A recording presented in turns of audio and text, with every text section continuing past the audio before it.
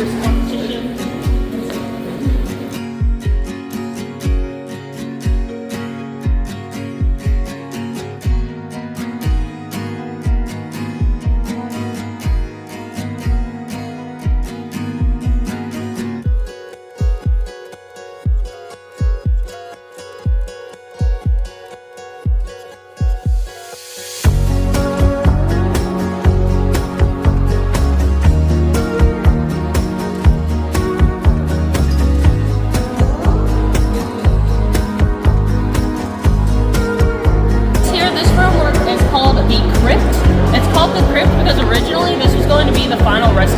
President Washington. However, Martha and the Washington family decided to keep him out at Mount Vernon. So we actually have right below this, we call it the Capitol Star or Stone, and American Center of the Capitol, and below it is an empty tomb that they had prepared for President Washington. Now it just sits there, kind of creeps me out, even though there's nothing in there. I do believe that when someone lies in state or lies in honor, they take them down there overnight just for security reasons. So it's sometimes used, but not very often. So the Capitol Stone, I'll call it, marks the exact center of the Capitol, and at the time it was the exact center of Washington D.C. However, as the city's changed a little, it's not the total center, but more or less the center. Each point on it marks an important roadway. They all come back to the Capitol. But yeah, so this is the crypt, and in here, so every state has two statues. Arkansas is getting our other one tomorrow, so we only have one for right now.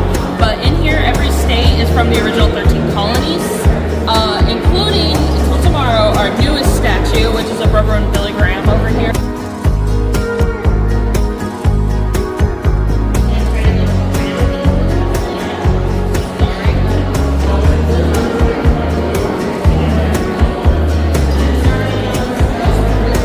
Just a quick pit stop here. We call this our Senate Rotunda. It's smaller than the main rotunda, what we'll go up to.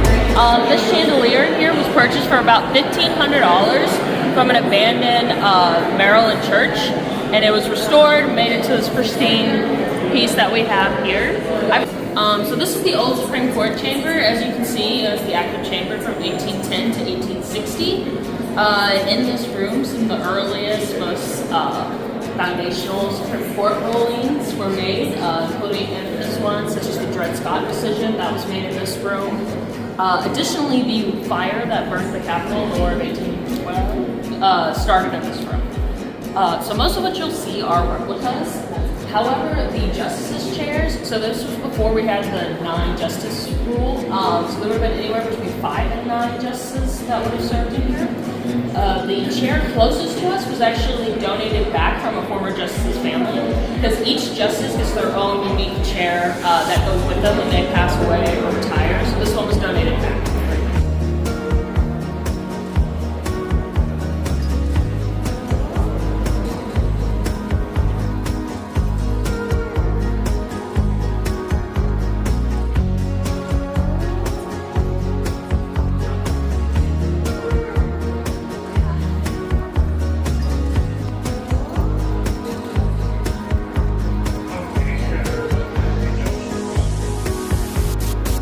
Which nowadays, if you see the Supreme Court, you want to see equals, not the attorneys.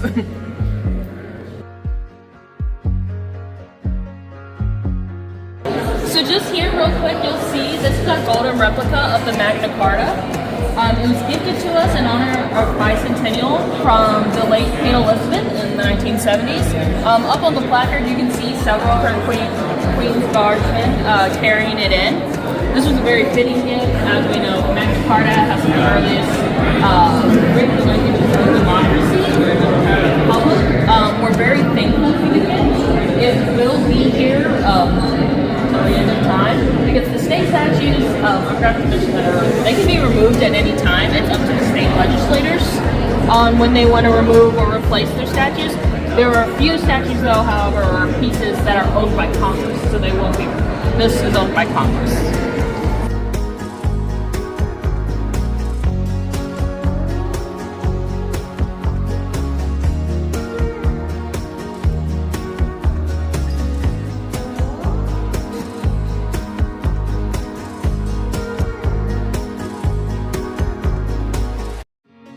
With the flag that y'all see right there when we came in was actually rested on JFK's casket. Presidents, generals, any important president in the Capitol and have the reception. So that's a pretty cool fact.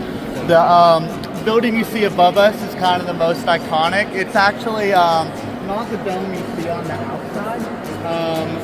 Originally, this was the original dome, but as Americans think, we thought it was too small, so we built a second one around it to make it a little bit bigger.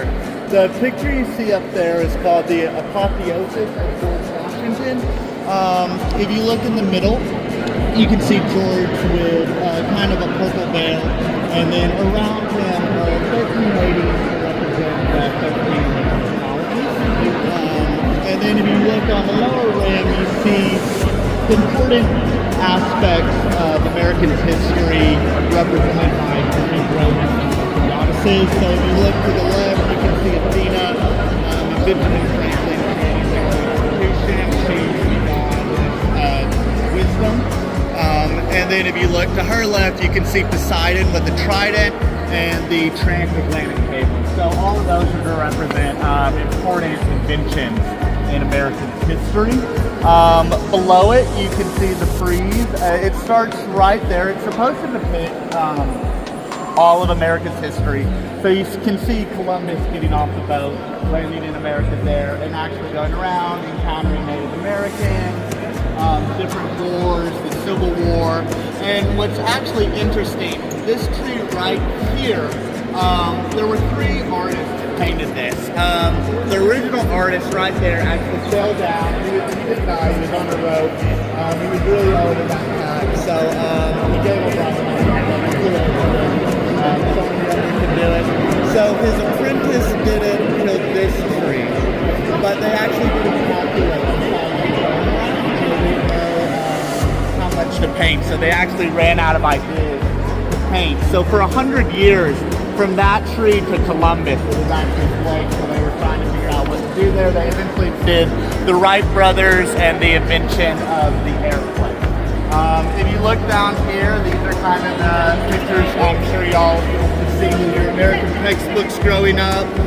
Very famous aspects of it. You have the baptism of Pocahontas. There's still debate whether that was real or not. You also have the signing of the Declaration of Independence. Back here is the discovery of the Mississippi River, Native Americans, and then you can also see around on the bottom a few statues. Most are presidents. This one's really cool. It's Ronald Reagan, but if y'all see below, there's kind of a little grainy aspect of it between the podium and him. That's actually pieces of the Berlin Wall when it fell down. For y'all that don't know, the Berlin Wall symbolized the Cold War, capitalism versus communism, and the wall separated Berlin. Reagan was actually there when that happened with the fall of the Soviet Union in 1989. Another interesting piece is this over here, which is supposed to represent women's suffrage. You see 3 different ladies hanging, and then a 4th one in the back that's not carved out. There's different debates of what that means. Some say it means that there's still more to do for women's rights, and the others are saying that it's saved for the first female president of the United States. So we'll see how that goes. You can also see holes in the middle. A lot of people ask what that is. That's it's still an office, so congressmen and women are always going back and forth. So that's just there in case they need to get passed legislation. They have a way through because this place is always crowded with tourists. So that's this room.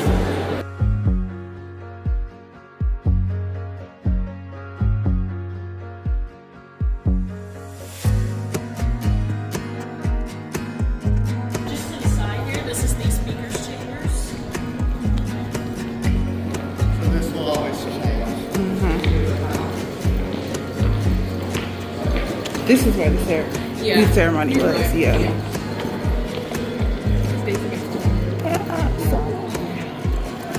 If you notice on the ground are placards. It signifies where notable members of Congress had their desk when this was the active House floor. I believe Abraham Lincoln's desk.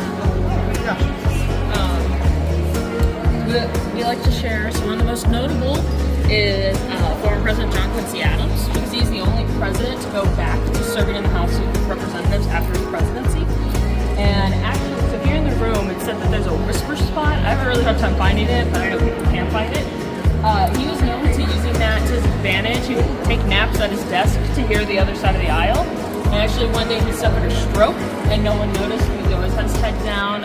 Even then, with the medicine, he was going to pass away, unfortunately. But he actually did pass away in the back room, which was the Speaker's office at the time. So if you notice his desk, it's probably near. I have a hard time finding the whisper spot. It's always awkward. You're like, hello. Kind of have more of our pop culture figures. So, as you'll notice to the side, we have Miss Amelia Earhart. We have Thomas Edison. On the other side of the room, we'll go over there. We have Merriam-Webster. You don't have to be a political figure to be in the Capitol, as you can see. Yes, Johnny Cash. Yeah, Johnny Cash will be our first musician in the Capitol, actually. Really? So Johnny Cash will actually be the first musician in the Capitol collection. There's very few requirements as to who can be in the Capitol. It's up to the state legislators. The only rule really is that they have to have passed away.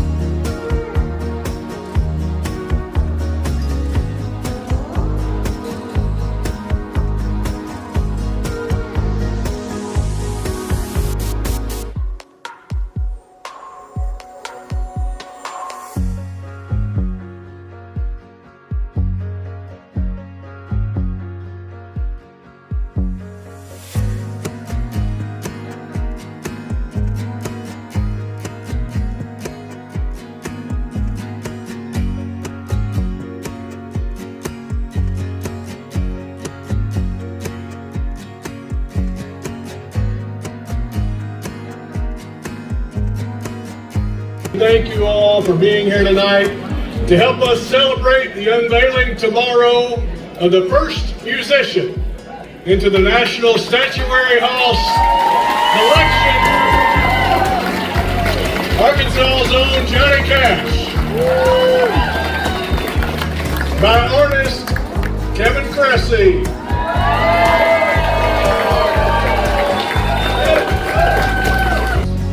I can tell you guys, I had nothing to do with Daisy Bates and Johnny Cash being on that bill, except we had to get it through a committee that all said no.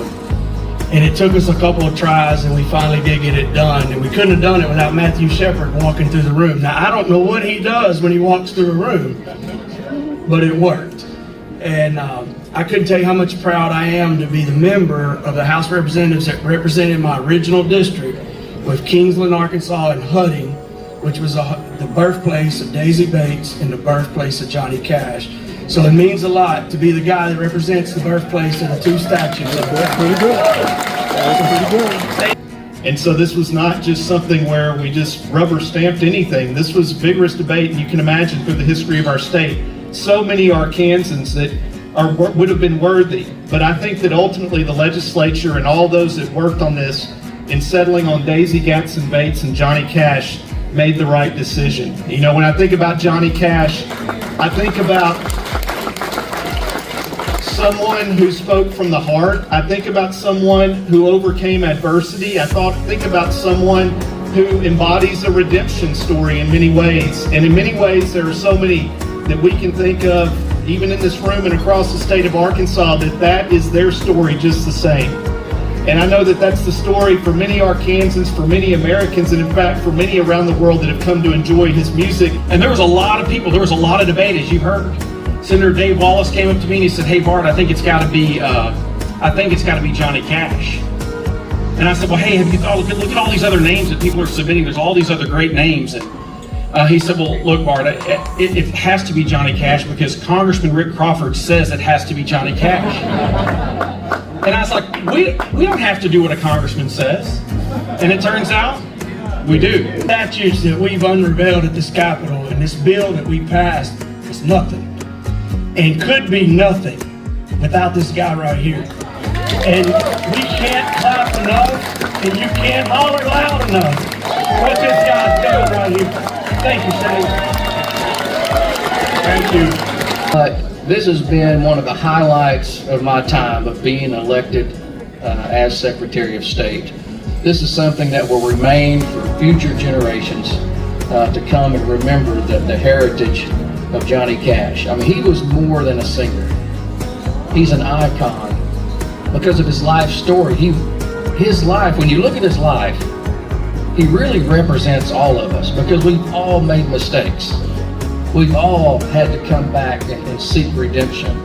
And we've all have a story to tell of how we're better than we were, right? I mean, that's the story of Johnny. I mean, what a testimony.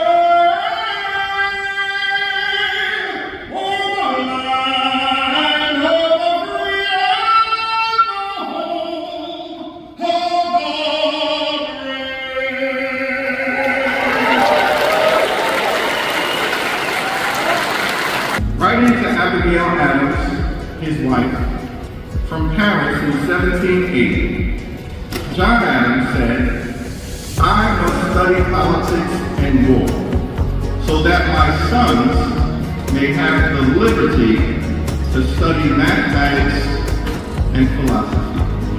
My sons ought to study mathematics and philosophy, geography, natural history, naval architecture, navigation, commerce, and agriculture in order to give their children a right to study painting, poetry, music, architecture, statuary, tapestry, and porcelain. Few artists have done more to live out the prophecy of John Adams than Johnny Cash. Throughout his life, he created a catalog of profoundly powerful works.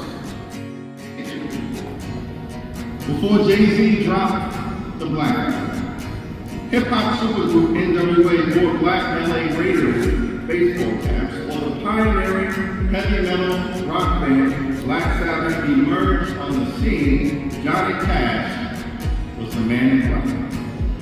His substance, his swagger, and his style inspired generations of artists from every genre imaginable.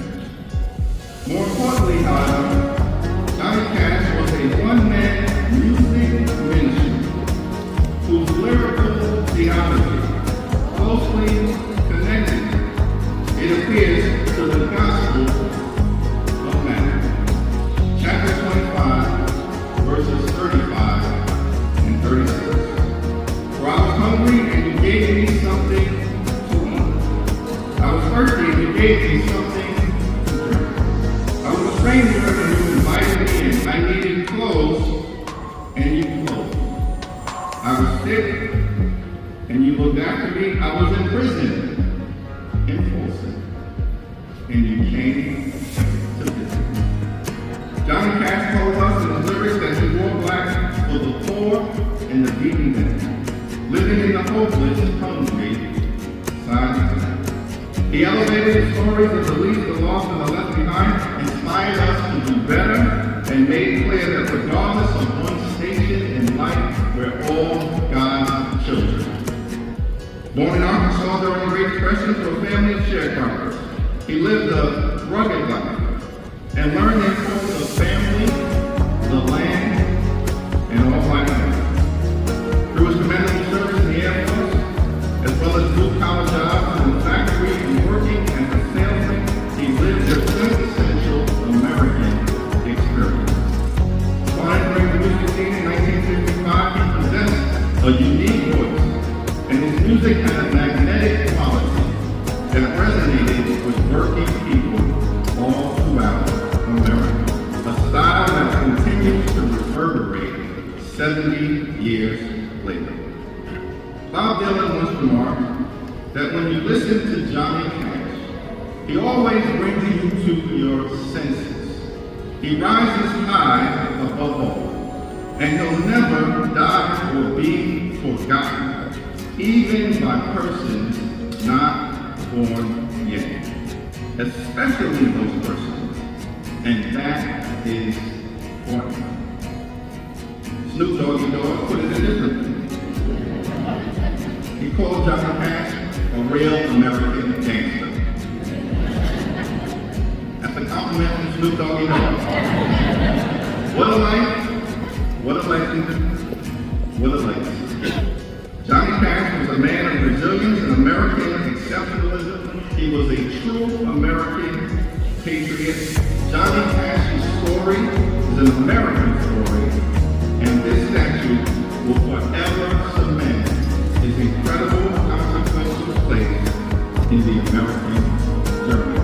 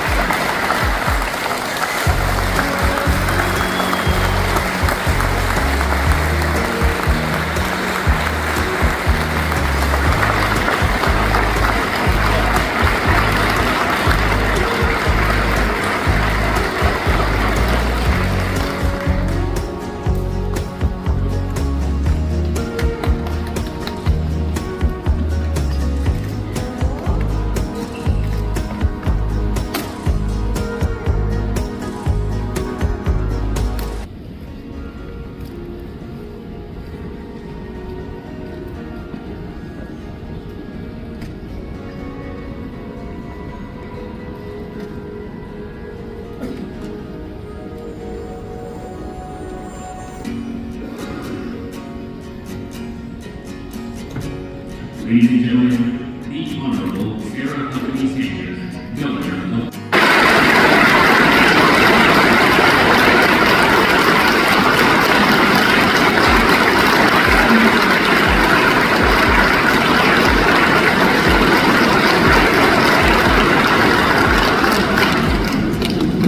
Thank you very much. It is such an amazing honor to be back in our nation's capital, to represent the great state of Arkansas, and to honor one of our state's best known icons, Johnny Cash.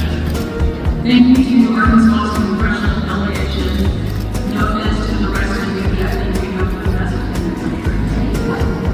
And certainly a huge thank you to our congressional leadership for not only hosting us, but all you do for our great country. As I stand here and look out in the crowd, I see plenty of friendly faces. Many who had the opportunity to be here last spring when we unveiled Daisy Bates statue. And I'm glad that we're here again today to continue Arkansas's great story.